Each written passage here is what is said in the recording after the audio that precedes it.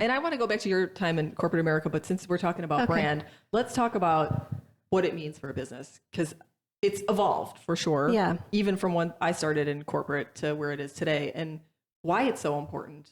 I think the simple answer to that is it humanizes your business. Yeah. And you can't be in business if you're not human. And your customers aren't going to want to work with you if you're not human. But your brand is what humanizes it, and not just the look. The look is really That's what important. everybody thinks. It's like, the fonts, the color. Everyone thinks that it's the logo. It's the logo. Yeah. But that's the last thing to come. And that really your brand is a promise. And just think about you as a human being, you live by your promise. So your business, your brand needs to live by your promise too, but you need to know what the heck that is. Yeah. And how that's relevant to somebody else. We love this statistic, 48% of businesses, startups fail because they put themselves before their customers. Yikes. So your brand is really what connects to your customer. And this is another one of Stacy and our gifts is not only are we great strategists and storytellers and designers, we have a tremendous amount of empathy. Yeah. So we're really able to understand when we're talking to business owners and entrepreneurs, what are they trying to achieve? What motivates them? What drives them? Because we care about that a lot. We love that about people. Mm-hmm. And we want to bring that to life. We want your dreams to come to life and you to have value, especially women-owned businesses. But important in that equation is, well, what do your customers care about? Yeah. So we have a tremendous amount of empathy that allows us to understand what you need and want and what your customers need and want and how to bring that to life in a way that's synergistic so everybody's rowing in the same direction.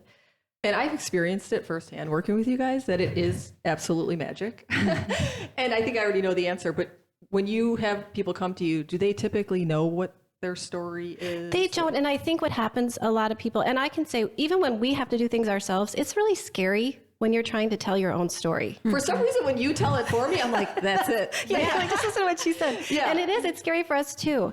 So when people come to us, we have this thing we call ESP marketing. We really do try to understand where is their heart coming from? What does their mind see? Yeah. And we kind of sense on that an emotional level. Yeah. Because that's where you're really going to connect with your customers and yourself, especially as an entrepreneur. Entrepreneurship is really hard. Yeah. Everyone it's glamorized It's today. glamorized. Yeah. That it's not. It is really hard. I'm on like my 20th entrepreneurial endeavor. So. Because you can't give it up, but you keep getting to the point until it takes off. Yeah. So one day it'll come together.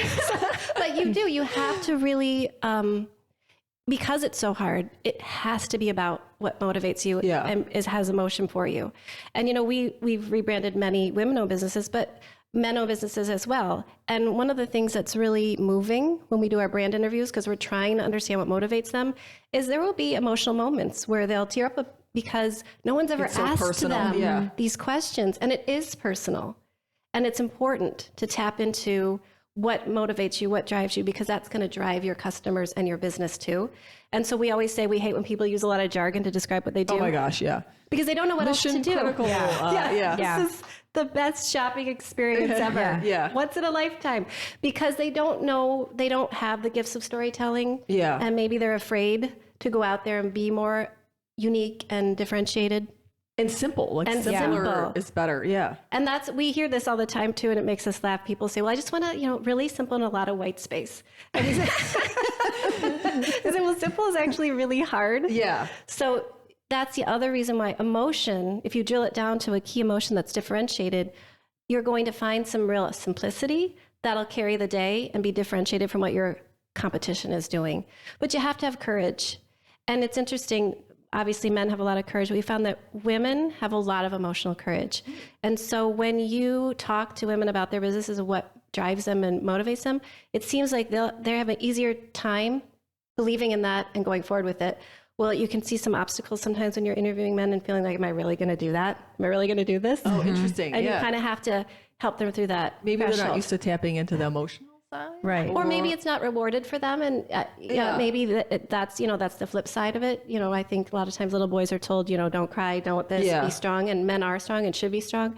But there is a side of to tap into what moves you and motivates you that's powerful too for them. And I think when brands get it right. Do you guys have favorite brand? I mean, I'm sure everybody says Apple, and that's where the white space simple comes in. But this is dorky, one of my favorite brands because I use their products all the time and I just love all their messaging and their imagery is Method Home. Okay. Just one of my faves. I'm not familiar with them. I just feel like they get it right. Well, probably because they're authentic. They have natural products, right, that they believe in and stand behind. But then they also have a very unique way of showcasing their story that other people don't do. It. All the phraseology isn't coming to mind right now, but it's different than you'd hear like a Tide say, for instance. Yeah. So those are our favorite kind of clients, are the people who are brave enough to go outside of the jargon and be who they really are and be differentiated. And that's one of the things we love about, am I allowed to say the name of your? Of course, okay. yeah. About Davita Jane. The genesis of Davita Jane. I believe in this room. Yeah. So your brand, it's really moving. You tell it better than I do. Your brand is really moving to us because when we literally started crying, and I'm not a crier. I am not a crier. There was something in both eyeballs in this room. I don't. Like, is this water? When we were interviewing you and your story, and I'm gonna probably cry again. It was so powerful because it was so true. But beyond being true for you, it felt transcendent. Like it was true for a piece of you. What you're trying to do is in every single woman, every single girl. And we felt humbled to be able to help bring that story to life. Yeah. So those are the brands that we help build that really motivate us because they're so authentic. And you also have a very authentic piece in you, which is you're a risk taker. So that's just beautiful. But no, that's beautiful for building your brand because you can't build a brand without risk and you can't build a brand without differentiation. And the way you're trying to seize this narrative about changing female empowerment, it's about victorization, not victimization. Yes, I love that. I bought that domain. is so differentiated and to stand strong in your power. And that doesn't mean everybody has to be you. You know, you're tall, statuesque. I don't have to be tall and statuesque to be Davita Jane. And I don't feel that from you. I feel it helps me be a warrior too. Love yourself the way you are. Yeah. I have a soft voice. That's okay. I'm still Davita Jane. I'm still badass. I'm still strong. Yeah. Same with every single one of us. And there's a piece of that. And you were telling your story that you said you've been shot at a lot. You've taken a lot of arrows for people. And so we wanted to convert that arrow to a piece of your brand. Yes. And that's now your spear. So you collect that arrow from others and you give it back to them as a powerful tool that they can use in their careers or finding space. You know, the promise, you talk about a brand and a promise. The promise of Davita Jane is to take up space wherever that is for you, whether it's at the boardroom table, whether it's in your business or in your life, that you're allowed to take up space. And when you take up space, you find what your true calling is. And so that's why we're so excited for your brand. Thank you. Yeah. And this is not meant to be about me. No, but I appreciate it. No. And it's funny because now that you've collected it or, synthesized it for me, everything I've been doing for my entire life, I feel almost obsessive about it because you've nailed it. And now I have my direction and I don't feel like anybody could stop me at this point. And that's amazing. And you said earlier, your career is zigzagged.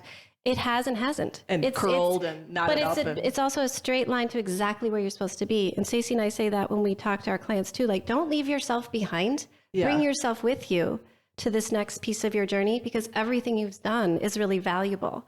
And every story that we may have forgotten from our childhood comes with us, whether there's pain attached to that or power. And we find ways to transform that and help to transform others. So we're so excited and honored to be part of Davita Jane. I'm excited. Yeah. It's almost obsessive. I don't think I've slept since